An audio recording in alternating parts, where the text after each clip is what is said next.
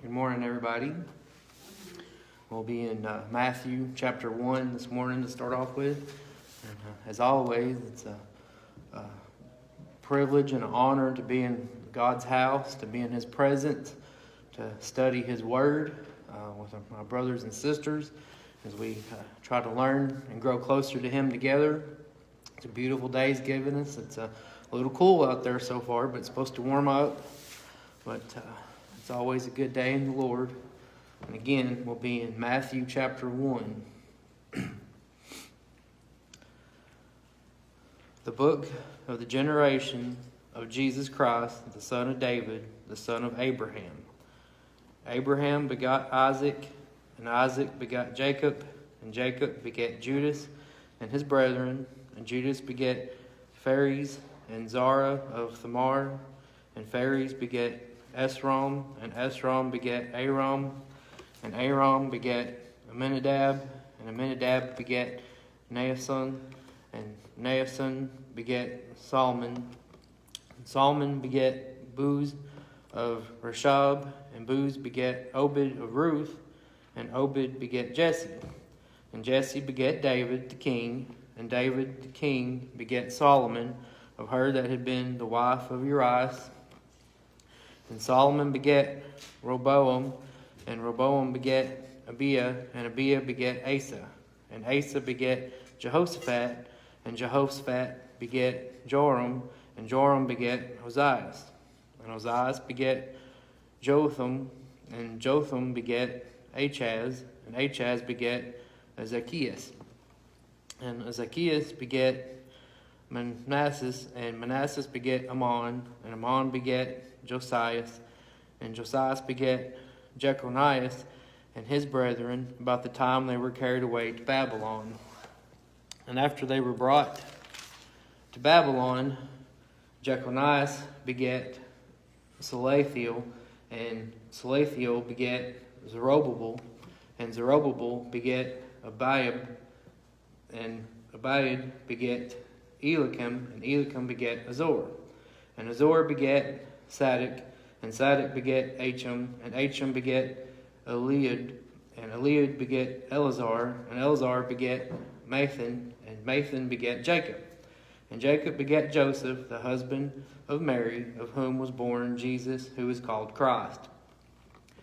So I was, reading this. I'm human too. Sometimes I wonder, why do they have all these genealogies in here, and does it really matter who begat?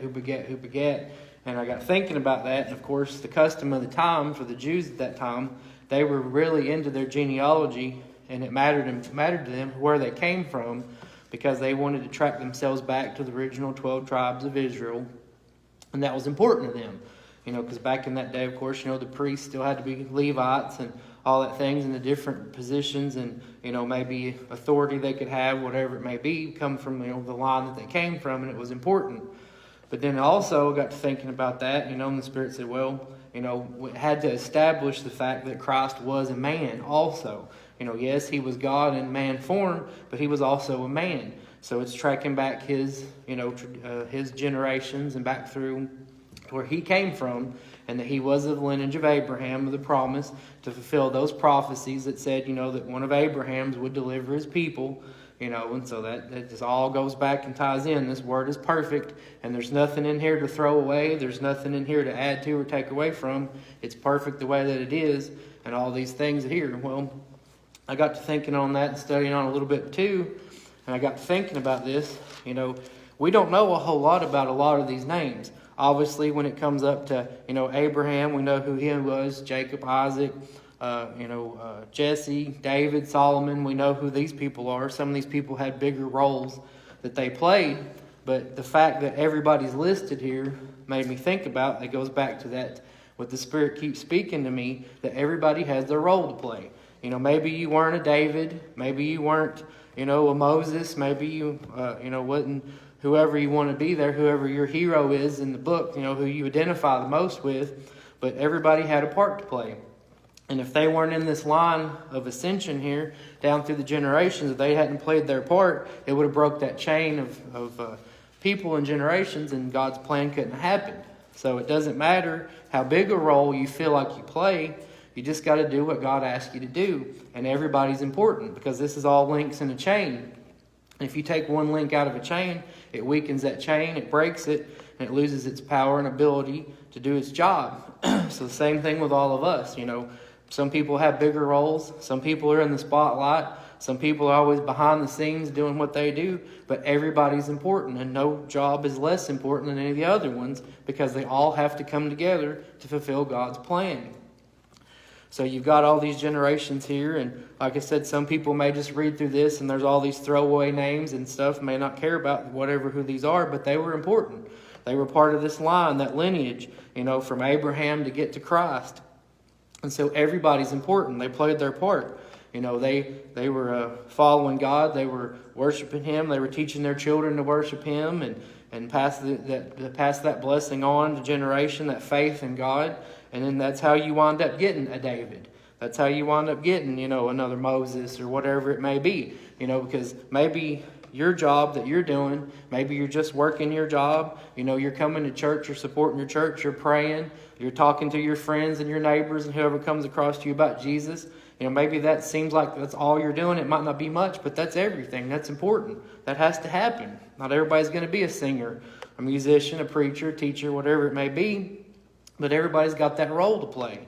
If you're teaching faith to your children, you're making them see the importance of being faithful to a church, being faithful to God, to pray, to read their Bible and do that. Well, you may be raising up the next great preacher or the next teacher. Maybe you're going to be raising up another evangelist or a missionary. You don't know. Well, God knows. You just have to do your part and do your plan. Because behind every one of these great men or women in the Bible, there was somebody. There was a mother, a father, there was a grandmother, a grandfather, somebody that taught them faith. And that's what got them on that path to where when they heard God call their name, they knew that voice because they knew. He says that my sheep will know my voice. So if you teach your children to be faithful, then, when God calls them, they'll know. And so that may be what you're doing. Maybe you're going to raise the next great evangelist or preacher or missionary, whatever it may be. So don't get downhearted and don't just think, well, I'm not in the spotlight. I don't really matter. You do, And I know that kind of sounds crazy just looking at, a list of names here, but that's what I got out of that. That's what the Spirit revealed to me. Everybody's important. God doesn't make throwaway people. So everybody's important to Him. Also looking through this list, you see, that there was all these names, all these people, and some of them weren't, well, none of them were perfect until we get to Christ. He's the only one on this list of people that was perfect. Abraham made his mistakes. He tried to get ahead of God, and, his wife talked him into having a child with her handmaid, and he had to cast that son away because it wasn't Isaac because he got ahead of God. He made mistakes, but he's still known as the father of faith. He's still on this list. David made mistakes. It says right here, that David the king beget Solomon of her that had been the wife of Uriah. We know that story, how he looked at Bathsheba and laid with her and got her pregnant, tried to cover it up. And then, of course, Uriah wouldn't go in and sleep in his own bed with his men were out still fighting the battle. He was too honorable. He was a good man, so David had him sent back and had him killed to try to cover up that. David suffered for that because they lost that child. And Solomon was born out of that afterwards, that relationship. So God can take bad things that happen and turn them around. So you got to look at this, and think that, maybe we do make mistakes. We trip up and fall. But if we're quick to repent and come back to Him, looking at this list, God can still use you. You can still be part of that chain, part of that plan that He has for us. So, this word is deep. It's just amazing to think about how, some person could look at this as just a list of names, what's it matter? But then when you dig into it, you let the Spirit speak to you and it shows you, all these things that, the Spirit's revealed to me this week studying this and today and just looking upon how deep this word really goes and how much of a blessing this word really is and how nobody can ever master this word because it's just too deep and it blesses us so much. Going on, verse 17. So all the generations from Abraham to David are 14 generations, and from David into the carrying away into Babylon are 14 generations, and from the carrying away into Babylon into Christ are 14 generations. You know, it's awesome to think about too, and look that, you know, all these random things that seem to happen to us are not random to God. He has a perfect plan. You know, he's the architect of the universe, and things that surprise us, things that pop up and what we didn't see coming, he knew. He knew since the beginning of time how things were going to be. And so he has this plan. It's perfect. It's balanced. And everything's going to happen to the way his word says. And there's just a beauty and a balance in this word. And, you know, we can think about that when the struggles of life come, when chaos comes, trouble comes to our door. We can find solace in knowing that whatever surprised us and's got us worried, God's already got a plan. He's already got it figured out. He knows how he's going to carry us through it if we'll allow him to and we're obedient and follow him. Because it's perfect. He's got everything set up. Everything's happening exactly like he wants it to, and how things are going. And if the people that are faithful to him, that, you know, have been washed in the blood of Jesus Christ and are following God and being obedient and serving him, you know, he's going to see us through. You know, no matter how much trouble or trials or whatever it may be, he's going to carry us through and take care of us. And we have that promise in him. You know, it may not be the way we like it. Sometimes there's going to be hard patches and things we don't understand. But, you know, all the hard times I went through in my life, when I look back on, you know, there was a reason, and I learned something. It drew me closer to him, or it made me give up something that I didn't need. You know, something that showed me that there was something I had between me and God that I needed to get rid of. You know, and looking back on it, it was always for the best. You know, and he brings us closer to him, and you know, he always carries us through. Verse 18. Now the birth of Jesus Christ was on this wise, when as his mother Mary was espoused to Joseph, before they came together, she was found with child of the Holy Ghost. Then Joseph, her husband, being a just man, and not willing to make her a public example, was minded to put her away privately. There's a lot to that right there. You think about that. You know, Joseph was engaged to Mary. I guess that would be like what we would call it today. It says espoused here. That's the same thing, that they had agreed they were going to be married. And, you know, he hadn't been with her, but she wound up pregnant, so he was going to put her away. And he was private about it, and he kept it quiet. He didn't go out and run her down and tell everybody what was going on. He was private about that. That's something we can learn from here. You know, sometimes people make mistakes. And sometimes, you know, they do things to offend us, to hurt us, whatever it may be. Or something's happening, we don't understand what's going on. And we have a disagreement with somebody, a falling out per se, whatever it may be. But so, you know, we need to keep that private, and we need to pray about it. If it bothers us that much, talk to God about it. You know, he can guide us and lead us the right direction. Of course, Mary here hadn't done anything wrong, but Joseph, he wasn't under the full knowledge of what the situation was going on yet. But he did have enough faith in God to understand that, you know, he did love Mary, and he didn't want to, you know, mess up her name and run her down. And, you know, like nowadays, it's so easy to do that. If somebody does something to offend us, we can get on social media or get on our phones and make posts and call people and run them down, whatever it may be. But that's not what we should be doing.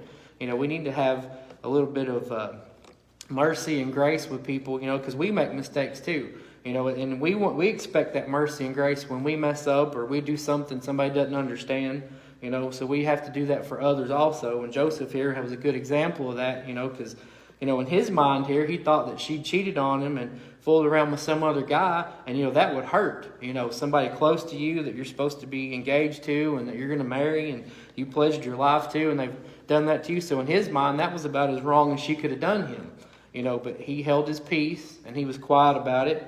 And, of course, you know, God had a hand in that, of course, but he was faithful to that. And that's a good thing we need to understand, you know, that we do need to do more praying about our problems than talking about our problems. And if we're going to talk about our problems, it needs to be, well, I know God's going to carry me through this, instead of, you know, well, oh, poor, pitiful me, look what happened, how am I going to get through this? You know, if we're children of God, you know, we need to have that spin on that, knowing that, hey, this is going to be hard, but God's going to see me through this. And that's what Joseph was trying to do here. Verse 20, but while he thought on these things, behold, the angel of the Lord appeared unto him in a dream, saying, Joseph, thou son of David, fear not to take unto thee Mary thy wife, for that which is conceived in her is of the Holy Ghost. And she shall bring forth a son, and thou shalt call his name Jesus, for he shall save his people from their sins. Now, think about how amazing that is that, God came to him, sent that angel to him, and appeared to him in this dream and revealed this to David. And I don't know if you all have ever had dreams or how the Lord talks to you, whatever it may be, but, there's so many different ways he talks to us. Through this word, obviously, is the number one thing, because if you can't hear him or, you're not having dreams or whatever it may be, if you read this word, he'll talk to us. We have this, that's a blessing we have in this word. But, sometimes he speaks to us through prophets. People come talk to us. Sometimes, like the Spirit will just whisper things to you if you're still away, especially when you're praying or you're spending time, out just sitting on the porch drinking coffee, whatever you do, or maybe you're hunting in the woods or whatever you're doing. When you can have quiet time with the Lord and be peace with nature, whatever, sometimes that still small voice will come to you and speak to you. Sometimes you can be in a crowded room in the middle of Walmart or wherever it may be, and that Spirit will whisper to you too. If you're tuned into him enough, you can hear that. But God talks to us, He comes to us in dreams. He sends angels. He sends, prophets, people talking to us. Sometimes he just speaks to us so many different ways, and that's awesome. Of course, here this angel come to Joseph in that dream and told him and said, hey, Mary didn't do anything wrong. The Holy Ghost conceived this child. He's going to bring forth the deliverer.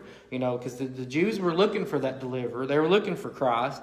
And so, imagine being Joseph and, you just had this shock thinking that your fiance cheated on you and you broke up with her and you're in mourning. And then an angel comes to you and says, no, fear not. This is not what happened here. This is actually a blessing that's happened. I've chose you and your fiance to carry my child. God's speaking to them. How awesome that would be to have happen. And so this happened to Joseph, and of course he listened and he was obedient to this. He's like, okay, cool. We'll go ahead and do this and we'll be obedient, follow through. This is kind of awesome. But imagine the overwhelming news that Mary and Joseph both had, knowing that this has happened and God had picked them too out of everybody in the world. That's kind of awesome to think about. But like I said, Joseph was just going to be one of those throwaway names on this list until God said, no, he's the one. He's going to be the stepfather for Jesus, so to speak, however it would be there. But so that's, it's just awesome how God has a perfect plan for all of us and how if we're obedient to him and we're faithful, he can use us.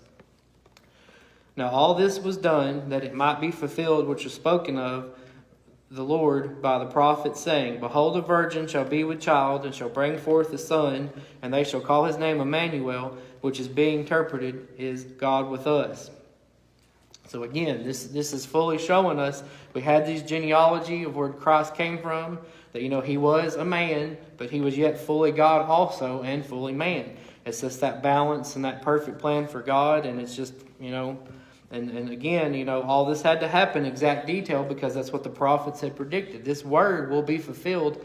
Every I will be dotted, every T will be crossed, and everything in this word will be fulfilled exactly in God's time, exactly how he said. This is just another fulfillment of that prophecy. Then Joseph, being raised from sleep, did as the angel of the Lord had bidden him, and took unto him his wife, and knew her not till she had brought forth her firstborn son, and he called his name Jesus. So again, here's Joseph being faithful. This was Mary being faithful, and they were chosen and they were obedient. And then, of course, they were the, earthly parents for Jesus. Matthew chapter 2. Now, when Jesus was born in Bethlehem of Judea in the days of Herod the king, behold, there came wise men from the east to Jerusalem, saying, where is he that is born King of the Jews? For we have seen his star in the east and are come to worship him.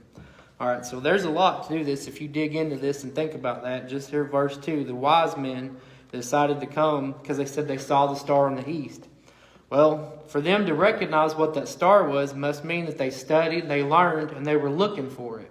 So that's a message to us right now. They were looking for Christ. These wise men, they'd studied the scrolls, the scriptures that they had, the Old Testament, the prophecies, and things. They had studied those, and they were looking. So their hearts were longing to see this Christ. Their minds were set forth that they wanted to find Jesus. So when that star popped up, they said, hey, is that star we've been looking for that's showing us it's that sign that Christ is here? And they recognized it because they were prepared and they were ready.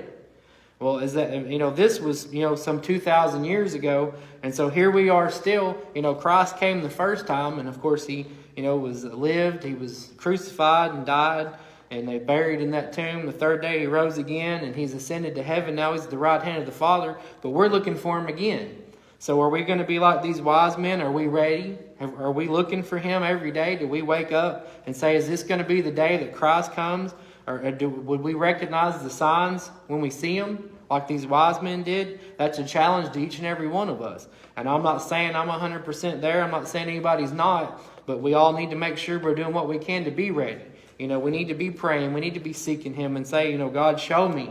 Don't let me be fooled. Don't let me get caught up in this world, in this life, and not be ready and prepared. I want to, show me in a way I can understand, what I need to be doing and how I need to be working and, how I need to be prepared. Because, when Christ comes, I want to be ready.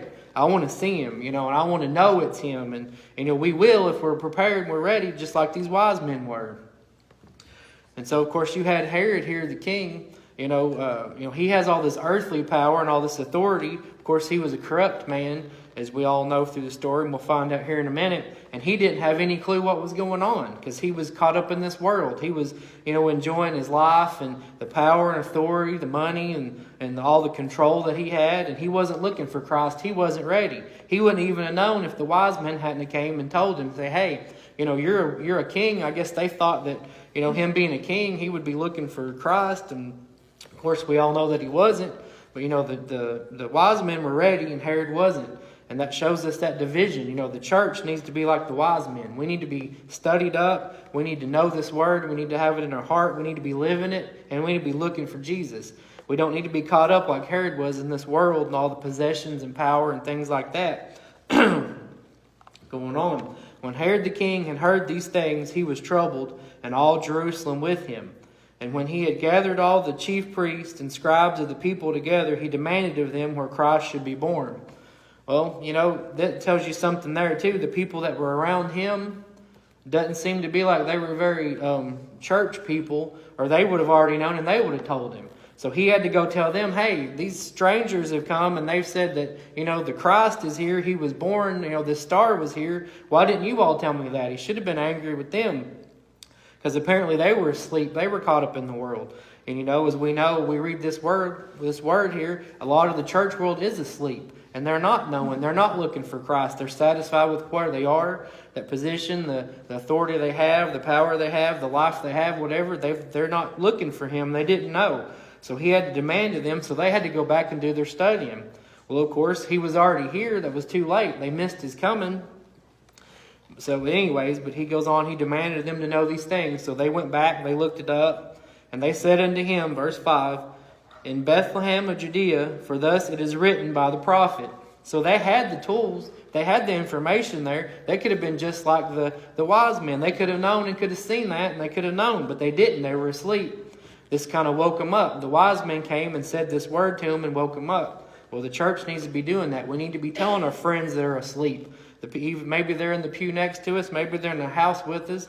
Maybe their family, their friends, whatever it may be. We need to all make sure that we're awake in the Word, awoke in the truth, and not awoke in this world. Because, like I said before, the people that are woke in this world are really asleep. This world has rocked them to sleep with all their promises and the foolishness of this world. It will rock you to sleep.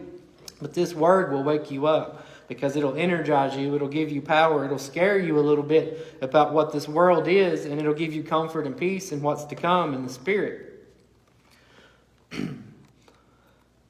And thou, verse 6, and thou, Bethlehem, in the land of Judah, art not the least among the princes of Judah, for out of thee shall come a governor that shall rule my people Israel. Then Herod, when he had privily called the wise men, inquired of them diligently what time the star appeared. So again, the wise men knew. They were looking, they were ready. And again, Herod's priests and his scribes and all them, they were asleep. They didn't know because they couldn't tell him. Well, we don't know when it appeared. We had this here, but we were sitting on it. We were asleep. There was dust on their Bibles, so to speak, because they wasn't reading, they wasn't ready. But the wise men were. So he had to go back to them again and ask, well, hey guys, you all are up on this. What's going on? Because he wasn't ready himself. We can't do that. We have to be prepared ourselves. Then Herod, when he had privily called the wise men, inquired of them diligently what time the star appeared. And he sent them to Bethlehem, and said, Go and search diligently for the young child, and when ye have found him, bring me word again, that I may come and worship him also. Well, when you think about that, we know, if you know the whole story, that he was just setting them up because he wanted to know where he was, because he had, of course, ill intent there. But if Herod was actually truly wanting to go and worship Jesus, he was wanting to go and find out and see the deliverer that was coming, why didn't he go? He was the king. He had power and authority to do that. He could have left and went with them if he truly wanted to find Jesus. So that's our first clue here, that he had evil intent and he didn't really want to worship him, because nobody could have told the king what to do. If he really wanted to go find Jesus and worship him, he would have went. But instead, he sent somebody else. This is a thing that we need to also understand, that if we're going to find Christ, we have to search out for him ourselves. We can't send mom and dad to do it for us. Our kids can't do it for us. The preacher can't do it for us. It's something we have to do ourselves. And so digging into this word, seeing this is another mistake that Herod had made. He was asleep. He didn't know the word himself. And so then he sent somebody else to find Jesus for him. And this is why he failed, because he didn't do it himself. But of course he had evil intent. When they had heard the king, they departed, and lo, the star which they saw in the east went before them till it came and stood over where the young child was. When they saw the star, they rejoiced with exceeding great joy. And when they were come into the house, they saw the young child with Mary his mother, and fell down and worshipped him. And when they had opened their treasures, they presented unto him gifts, gold and frankincense and myrrh. So here we are. This is a baby. Jesus was still young when the wise men got there. He was still young. He hadn't done anything yet. He probably hadn't spoke his first word yet. He hadn't done any miracles. He hadn't taught, preached, done anything yet. But these wise men knew enough to know that this was the Christ. That they knew who he was even as a child, because they were ready. They were prepared. They were searching for him. They were seeking for him, and the Spirit led them there. The star was there, and they used that as a physical example, as a guide to get to where they were. But the Spirit was really guiding them and led them to Christ, and that's how we're going to know. It has to be inside you. That the Spirit of God has to lead you to Christ, and that's still the way it is to this day. And so we have to be obedient to that Spirit and listen, and it revealed to them who he was. And I got to thinking about this too, the gifts that they presented to him.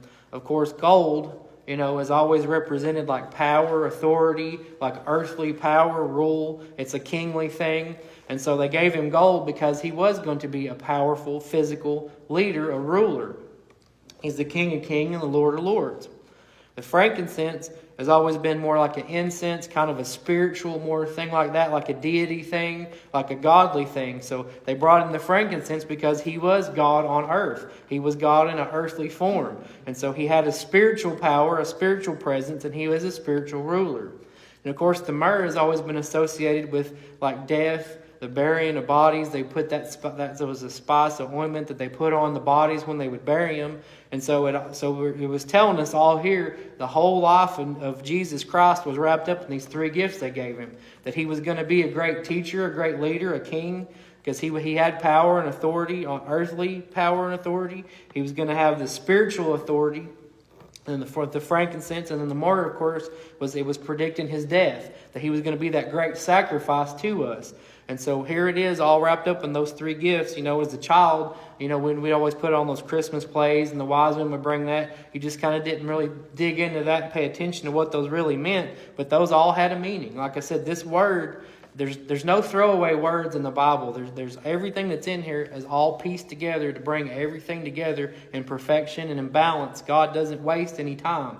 He doesn't, spend time goofing off whatever it is. He's straight to the point. Everything's together, and right here it is, and there it goes again. So these wise men were prepared. They were seeking. They were looking for Christ. The star appeared. They knew from their studying of the Word. They were ready. They knew what that meant. They followed the Spirit to him, and they brought these gifts that were predicting, who he was going to be and his life and what he was going to do. So everything had its purpose. Everything had its place, and they were prepared. We need to be like those wise men now. We need to be preparing ourselves. We need to be looking and getting ourselves ready, making sure our house is in order and we're ready to go because we're in that season. I'm not going to tell you a date or an hour because we don't know. Christ himself said only the Father knows, but he said we would recognize the season. If you're studying this word, we're there. I don't know how far along we are in that season, but we're here. We need to be looking for him. We need to be prepared. We need to be preparing our loved ones, our friends, our family, and everybody around us. Verse 12, and after being warned of God in a dream that they should not return to Herod, they departed into their own country another way. So here we go again. God sent these wise men a message. They were faithful to him. They were serving their purpose. They were prepared and ready. They were being obedient to him. And here he warned them, said, don't go back to Herod. What he told you was lies. He's up to no good. You need to get out of here and go back home a different way. Don't go back through Herod. So he warned them. And then they were obedient to that. And that's the other thing to this. God calls us to do things, but we have to be obedient. There's been times I've been warned, the Spirit's told me, or God said, hey, don't do this, or yes, you need to do that. And I've kind of said, well, I don't know about it. Kind of hem-hawed around, done my own thing, and followed what Daniel wanted to do. And I fell flat on my face and got myself in a mess. So, he tells us, he warns us, and then that's all on us after that. I can't blame God for the mess that I made in my life because he told me not to or I needed to do this, and I didn't do it, didn't listen, did it my way. I can't get mad at him for that. He warned me. He's a good father. He'll warn me. So there's obedience to that. The wise men could have went back to Herod. They could have said, hey, we found him. Here he was. We brought him these gifts, and we were worshiping him, and he probably would have killed him. So God gave them a warning, and they decided to heed that warning and be obedient. And they went back to their country, and they were fine. It's something we need to listen to, and sometimes we don't understand. God may not have revealed everything to them. He might have just said, hey, don't go back the way you come from. Go this way. He doesn't have to explain himself to us. That's one of the most prideful things you can have, to be like, well, God, I'm not going to do that unless you explain this to me. Well, how would that work when you told your parents that as a kid? You're like, I'll do that, but you have to tell me why first. Sometimes it's not a good idea to do that. To your parents, you're going to end up getting punished, and you still do what they told you to anyways. Well, God's the same way. We don't need to question him. Now, of course, there's times where sometimes, there's a right way to do that. You can be like, God, I don't really understand this. If you want to explain it to me, but no, I'm going to do it anyways. But, I'd like to explain it to me. It's all about reverence to him. We need to fear him because he is a good father. But, he'll straighten us out when we try to cross him or you can't be smart with him or back talk God. It's just not work. He will not be mocked. So, that's a lesson Daniel's learned the hard way a time or two in life. But, I'm not perfect. I don't try to act like I am, but things work out better when you just go with the flow. God's like, this is what I need you to do. Yes, sir, and go. Just like when you're kids, when they listen, they're obedient to you and don't question it. Things work better, and it's a happier home. The same way with God. Just listen. He'll explain things later or in his time or whenever it may be. And now might not be the time. He may not have you might not have the time to get done what you need to if he explained it to you. And then sometimes it may not make sense to you anyways because he's in charge, like I said before. The Spirit keeps impressing on me. We're just these little pieces with a puzzle. We just need to go and be where he puts us and be content with that and understand that we're holding that spot. We're holding somebody else up or we're helping lifting somebody else up because he put us in this spot. We don't have to understand everything. And to think about, do you think that, to me, myself, this is Daniel talking here, I think it would blow my mind if I actually understood everything that he was doing.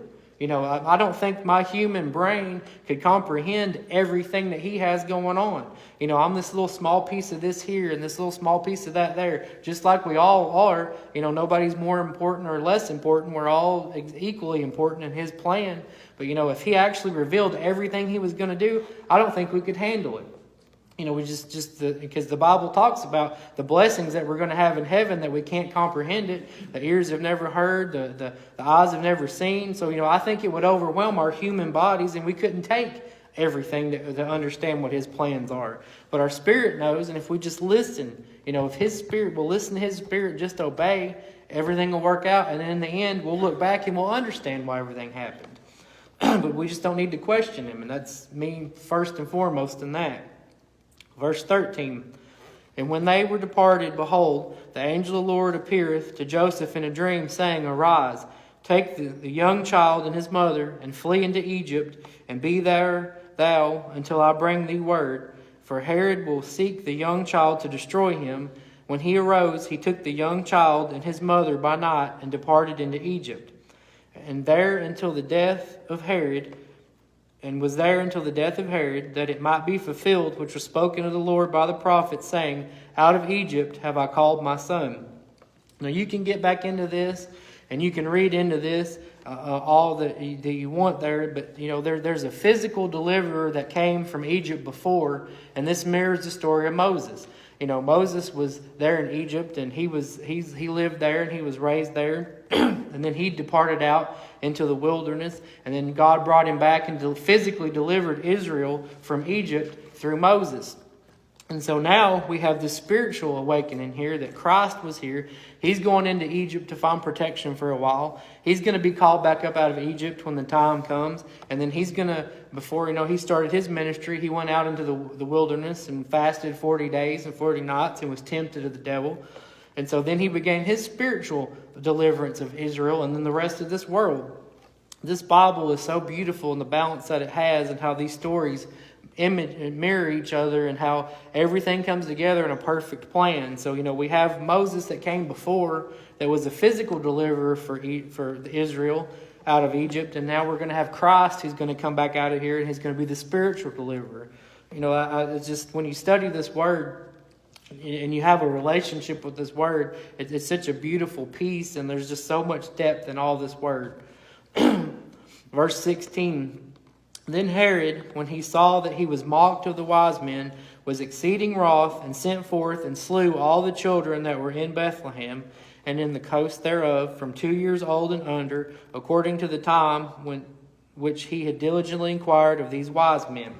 Then was fulfilled that which was spoken by Jeremy the prophet, saying, In Ramah there was there a voice heard, lamentation and weeping, and great mourning, Rachel weeping for her children, and would not be comforted because they are not. So again, we had this mirror image here of how the Pharaoh, when Moses had said, let the people go, he'd brought that last plague upon himself about killing the children.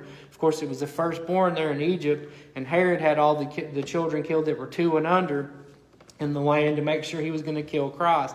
And of course, this again was an earthly king trying to come up with a solution here, that he was going to make sure that this word wasn't going to be fulfilled. He was going to try to take Jesus out before he was even, even a toddler really here. And so, but God shielded and moved because he had a perfect plan. And it just goes to show you the devil's going to work, and he's going to try to destroy you in the work that you have for God. And Paul said, anytime I do good, evil's always going to be present. So anytime God's moving, there's going to be shadows around the edges, because the devil's going to be there. The enemy's going to be trying to stop. He's going to try to abort those plans. He's going to try to trip them up. He's going to try to stop us from doing what God has us to do. And the biggest thing he can do there is put doubt in our minds. He can put fear in our hearts, and he can physically try to take us out. But when God has his hand upon us, as the Bible shows over and over and over again, God will deliver his people that are walking in obedience. So Joseph went to Egypt, and him and Mary and Jesus were safe there, and they were protected, and they stayed there, and they wasn't caught up in all of this mess that Herod was trying to do. So again, Herod was powerful. He was probably one of the greater kings of this time. He had a lot of power there and authority.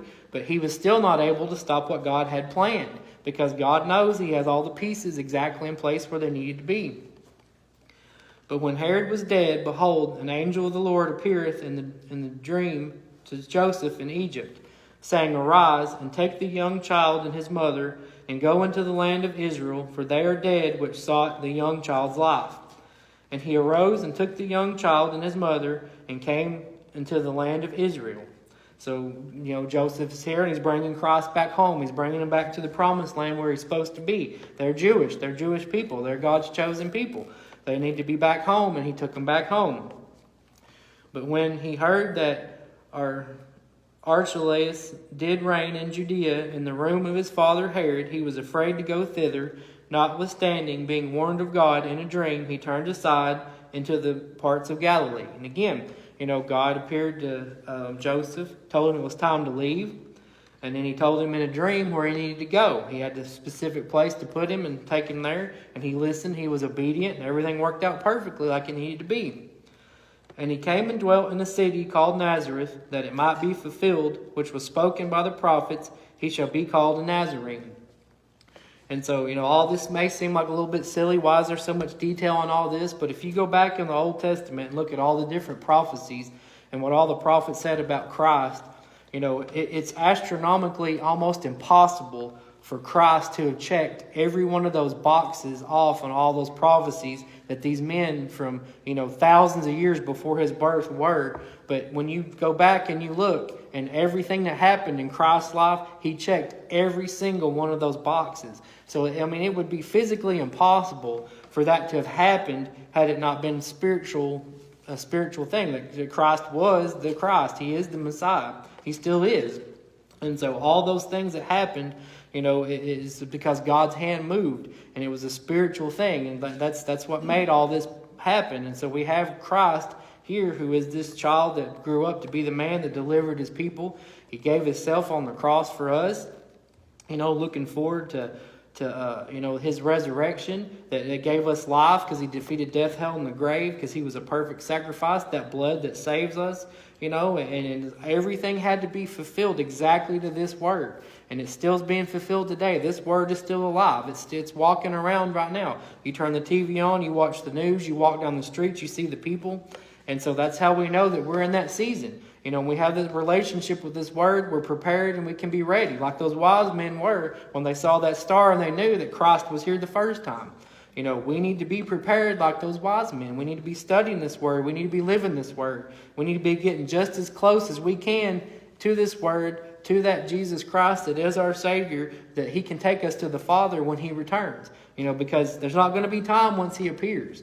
And there's going to be false prophets. The Antichrists are going to come. There's going to be people come. There's going to be the Antichrist that comes, and they're going to profess that they're him. And, if we're asleep in this word, if there's dust on our Bibles, if our knees aren't tired from praying, and we're not, our spirits aren't filled, our lamps aren't filled with oil, and our wicks aren't trimmed, and we're not ready and prepared, we'll miss him.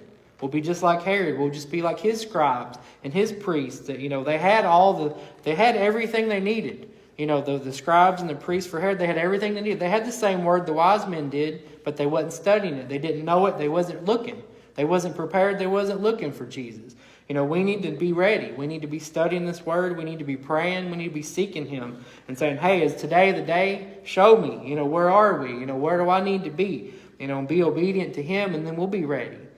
So I guess the message this morning in this lesson here is, are we going to be like the wise men? That we were ready and we knew Jesus was coming and we saw the signs and we followed him and we went and found him because the Spirit led us straight to him? Or are we going to be like Herod and not know and be caught off guard? Somebody else tells us, hey, there he is, that's Jesus. And we're like, nah, really? Are you sure? Yeah, we know. It's like, I don't know about that. And then we're not going to be prepared. And then we're going to wind up being, we're going to die and be lost without him. The wise men found him because they were looking. Herod missed him because he wasn't. He was caught up in this world and himself. That's the thing we need to question and look at ourselves. Are we where we need to be? That's each and every one of us. That's including me. We could all be a little bit closer. We can never be close enough. The closer you get, the more you should want to get closer even more. It's just one of those cycles of a self-fulfilling blessing, that the more that you get closer to him, the more you want him. And the more you love him, the more you know you need him. So we need to be there. We need to be like those wise men. We need to be ready. We need to be prepared. We need to be looking.